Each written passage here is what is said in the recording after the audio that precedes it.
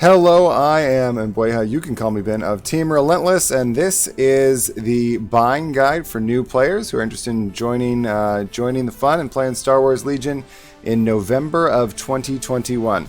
If you're in the future seeing this video will still provide you accurate and useful information for people if you're someone who's interested in starting to play Star Wars Legion.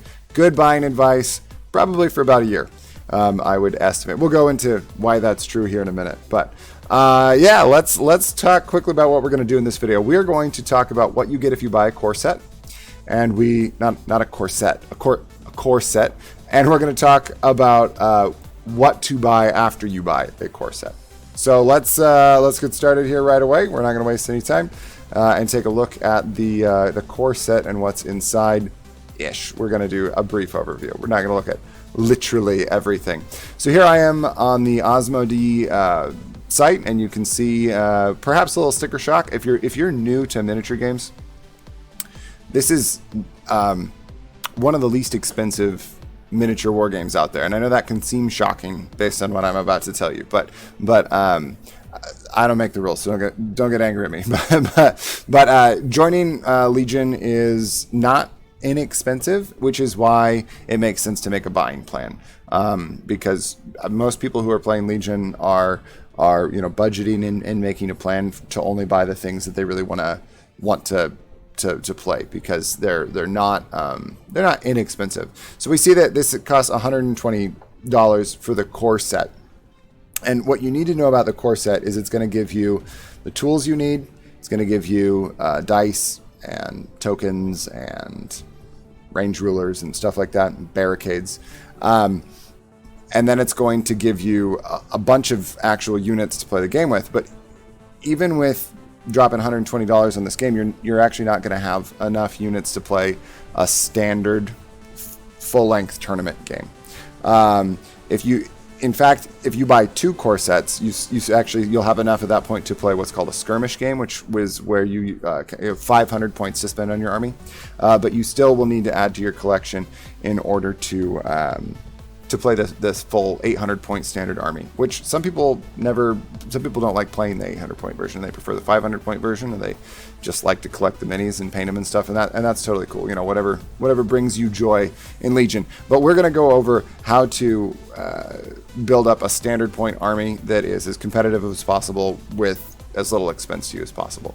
So the first thing I want to say is, yeah, that says it's $120. That's probably what you're going to pay at a local game store as well. You can find them cheaper online. I think Amazon, like right now, it's $80.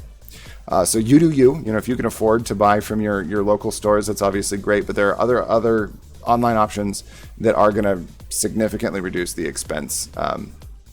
$80 is a lot cheaper than $120. So no one will judge you for saving $40 on these core sets especially if you're gonna be picking up multiples of them. Okay, I told you that I was going to tell you what was inside too.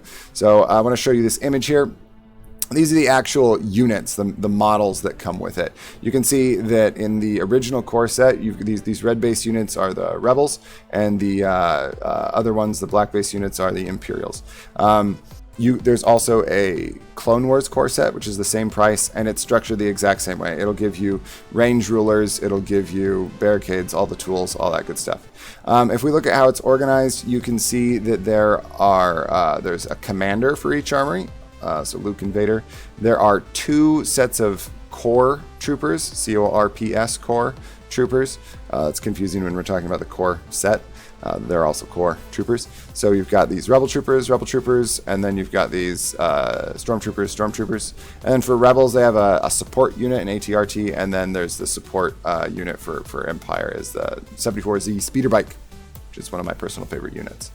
So yeah, if you buy that, that's what's inside. Now, if you're only planning on playing one faction, it's a great idea to find somebody to split with, and then you just buy two and you split it, so you get double all the units. Now, you might seem like, well, I don't need two. I want to play Rebels. I don't really need two Luke Skywalkers. Correct, that's true. But even still, the value that you're going to get for getting two more units of Rebel Troopers and the ATRT, plus you'll take one set of dice and range rulers and all that stuff, and then your buddy takes the others, is pretty much worth it in general. So, all right, let's say that's enough of that.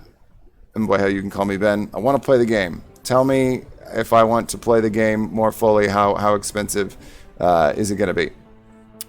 Well, let me answer this question and show you a thing that Team Relentless made. This is what I'm calling the Buy-in Army Buying Guide. So the idea here, and the link to this is in the description. The idea here is that it's in Google Sheets, and you can click on the faction that it is that you want to play down at the bottom. So I've got Rebel selected. So let's say you want to play Rebel. Here are, boy, how many did I end up making here?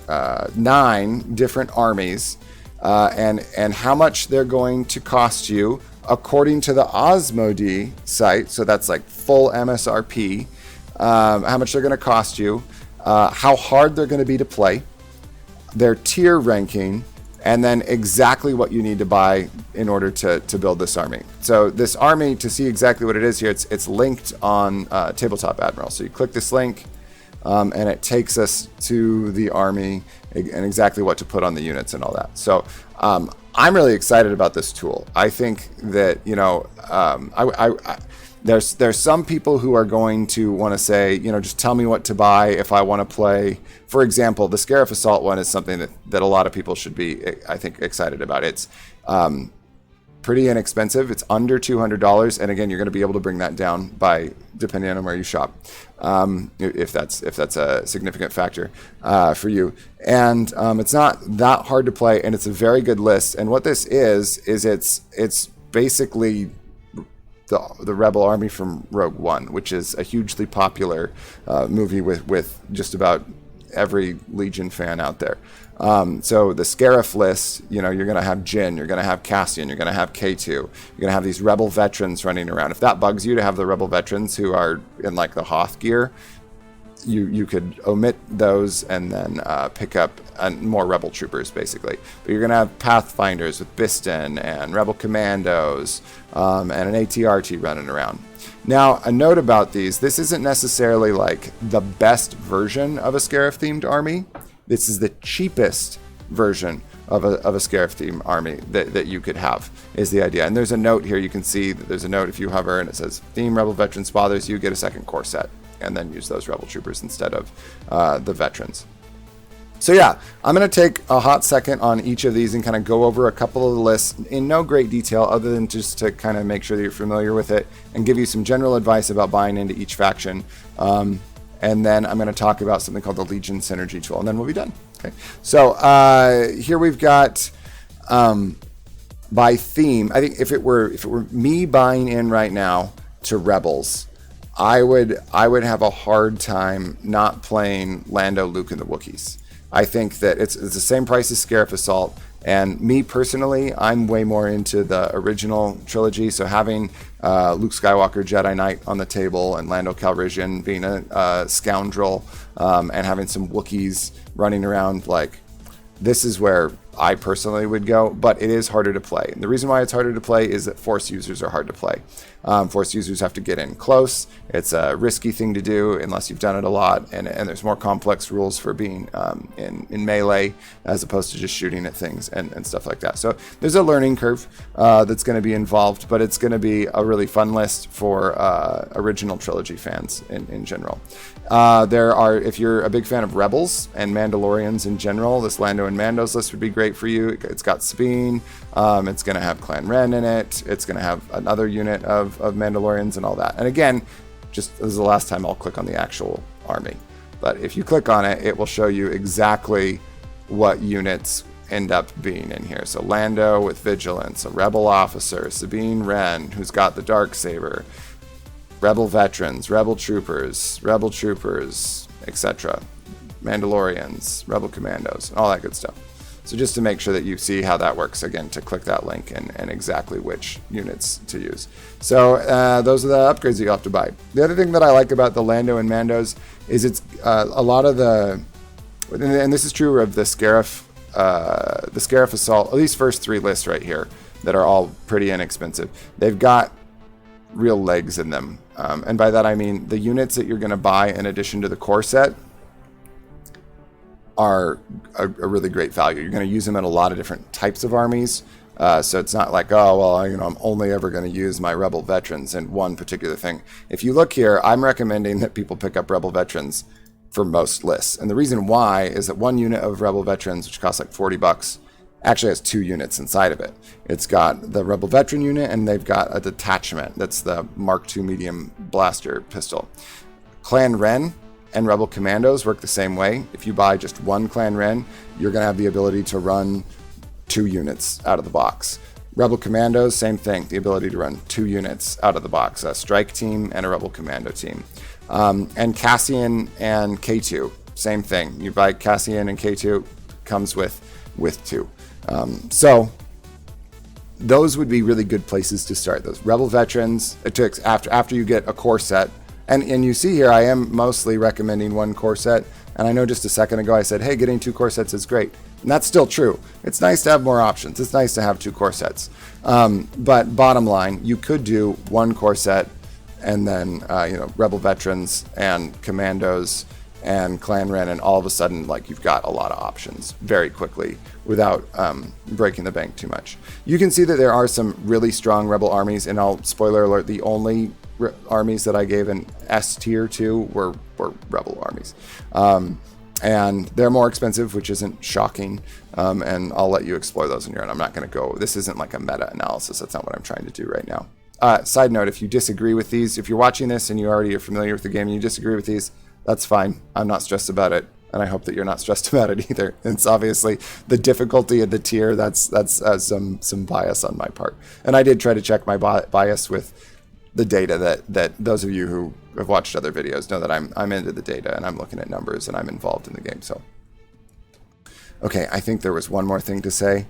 Oh yeah, there was. Last thing before we move on to Empire. Wookiee Warriors, the ones that just came out in 2021, and Yoda just got pushed back to like March, at least in the US. Some people already have them, which is great. And in other places, it might be hard to find some of these expansions. And if that's the case, I apologize. This is assuming that you can get these. This is what I recommend you get for these different armies. So, all right, let's look at the Empire ones. Empire, you can see, you can get into the game and have some pretty good lists for under $250. And again, that's paying totally full price. There are a few that recommend having 2 core sets. So as an Empire player, I think you'd be better off to try to get 2 core sets in general. If I were breaking into Empire right now, I think that I would be most excited to play Callus Double Bounty. Yes, it's got a high difficulty rating, and yes, it's only a level tier B is what I'm calling it. But it just looks really cool. There's a certain rule of cool here. Think about why you want to play. Do you want to play because you love your army and you're having a good time?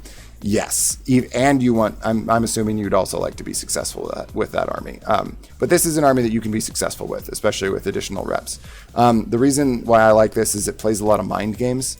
Callus is a true ISB agent, and he plays like one, and you can really get in your opponent's head with the command cards that he has and things like that. And I just personally am into that. I think that's a lot of fun. And Boba Fett and Bossk, who doesn't love them? So that's true there. The other list that is a lot of fun is especially if you're a fan of Battlefront, is the Iden Spec Ops list here. This is probably what I would say is, well, like maybe if I was doing pluses, I would probably give this an A+ for its tier. It's really potent what Iden can do. If you're someone who likes the idea of alpha striking, this is what you want.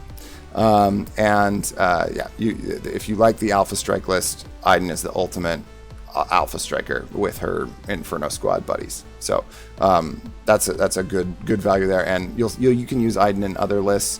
And the Shore Troopers you're going to use in lots of other lists as well. Again, I know there's a lot of Rogue One fans here. I made a Rogue One themed defense force with Death Troopers. It's going to be not bad. And probably the strongest Empire commander right now is and this might seem, if you're just joining the game right now, you'd be like, well, it should be Darth Vader. Well, actually, that's new. That's true. But I would say that Vader and Palpatine now are incredible commanders for Empire, and previously they really weren't. So if you're someone who really wants to run Darth Vader or Emperor Palpatine, I've got some lists here that are going to do that, but they start to increase the expense. And if you're someone who loves like the big ATSD and the Occupier and stuff like that, those really iconic vehicles, there's a lot of plastic in those, and they're more expensive, which is why that's pushing up above 300 here to get both an ATST and an Occupier tank. I think I did include in the Echo Base. The Echo Base Assault one is, though, fairly reasonably priced and Snowtrooper themed, and you've got an ATST and stuff there too. So that's Empire. General notes about Empire. The best bang for your buck for specific expansions are going to be Shore Troopers, because they give you 2 units to field.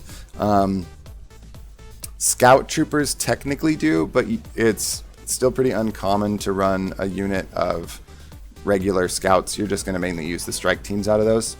And then you would think that the Inferno Squad would do this, but it does not. Just as a note, Inferno Squad does not give you 2 units worth of stuff.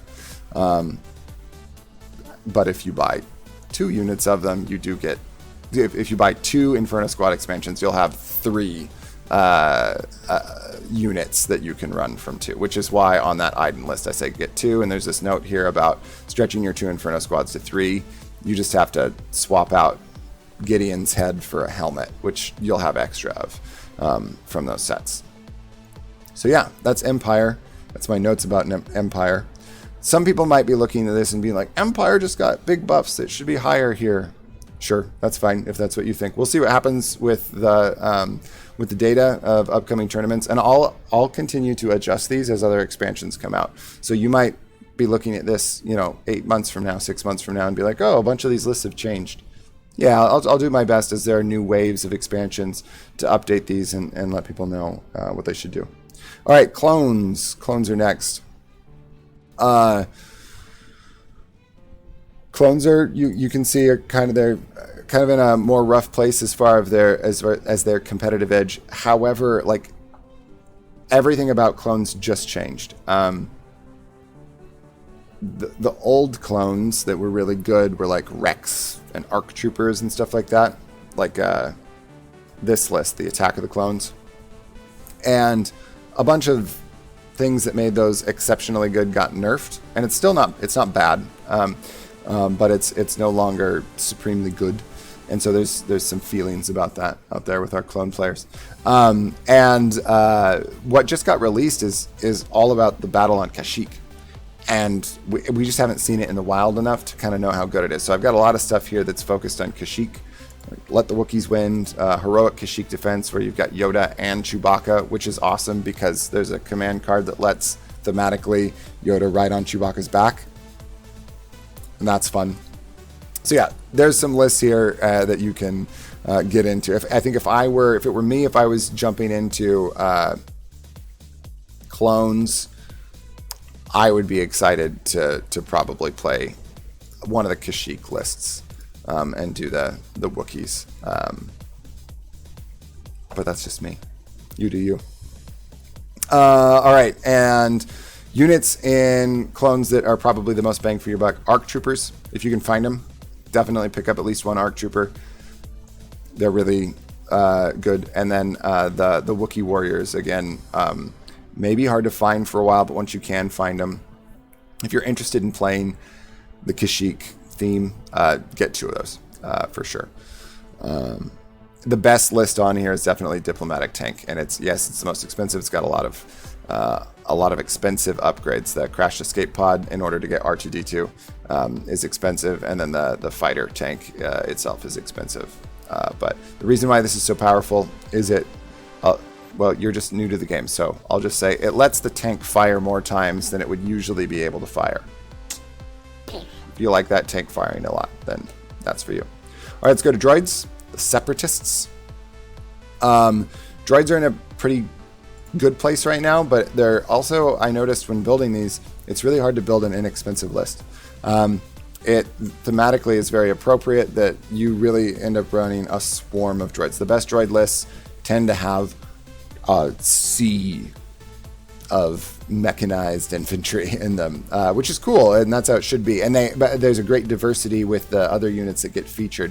I don't think there's a bad unit expansion to buy in droids, except maybe Cad Bane. So I'm sorry if you're a Cad Bane fan. You can make him work. I'm not saying you can't make him work, but it's harder to make him work. Yeah. Maul is very good and a lot of people's favorite character from the prequel trilogies, or at least villain character. And so you've got two Maul lists here. One where he's with super tactical droids, which is the newest, one of the newest expansions, and another that's more focused on running the STAPs, those platforms that they fly around on. But those, then you're gonna have to buy 3 expansions of those, which is expensive because you usually don't run 2 STAPs. It's you could, but it's usually you run them in 3s. If I were breaking into droids right now, I think I would have a really hard time choosing, if I'm going to be entirely honest. I think I would base it off of, either do I want to play a whole lot of droids and do the droid attack on the Wookiees, or am I more interested in running Dooku or Maul? And all of those are hard to run. One of the reasons why it's hard to play droidless is, in addition to the regular game of Legion, there's a mini game that droids have to play with activation control, because almost all of the droid units have this keyword called AI : something, and it basically means if you screw up your order control, if you get a little disorganized, it's going to make your life harder. So that's a little mini game that droids have to play. If you figure out the mini game, it makes things way easier for you in ways that other factions don't get to enjoy. So, all right, most bang for your buck on droid buy-in armies or buy-in units would be the BX droids, which I didn't recognize. The BX droids will give you enough units to field, enough minis to field 2 units. But you'll notice that I'm not recommending them in a whole lot of these because they're just not, they don't seem to fit in lists as well.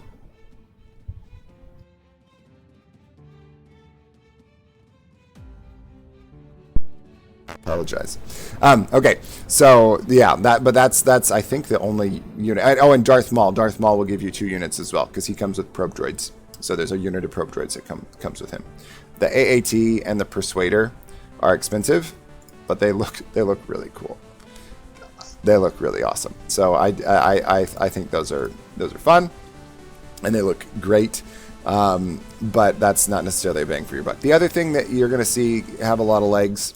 Now I'm tempted to say dwarf spider droids because it'd be a funny joke because they've got lots of legs. I heard it's funnier to explain jokes. But actually what I was going to say is the B2 super battle droids. Having at least one of these is a good idea in most cases. And then the other thing that droids really love are the separatist specialists right here. Are great to have. It's going to give you a cheap commander and an upgrade card that is outstanding both for the AAT and for B2s. So it's a good one to pick up. And yeah, I think that's what I have to say about the buy-in armies. So I hope that the buy-in armies are helpful to you. But some of you are thinking, well, this guy, he may know some things, but I really want to mess with it and get my own, which is great, and I encourage you to do that. And if that's you, you need to know about this. So there's this thing called the Legion Synergy tool, and what you do is by clicking. So let's say I want to play Rebel. By clicking on one of these portraits, effectively what you're saying is, hey, if I definitely want to play Lando Calrissian, I think he's my favorite character from Star Wars. If I definitely want to play him, who else should I put in an army with him? And you can see a visualization of who goes best with Lando. And you can see that a lot goes well with Lando. He's a great commander, and he's very versatile right now. And some of them have specific explanations about why you would pair them, and they don't all, because it's time consuming to do that. But we keep this up to date as well. The only thing that we don't recommend with Lando, so because see the poor synergy, it gets faded out, is the FD laser cannon team. And spoiler alert, the FD laser cannon team isn't recommended to be taken with really anything right now. I think it's the only unit in the game that I would say is currently pretty dead. But hopefully that won't be the case forever. I would imagine that will change. So yeah, that's the Legion Synergy tool. And if you're way more interested in figuring out the type of army you want to build on your own, I would have this up, and then I would have Tabletop Admiral up.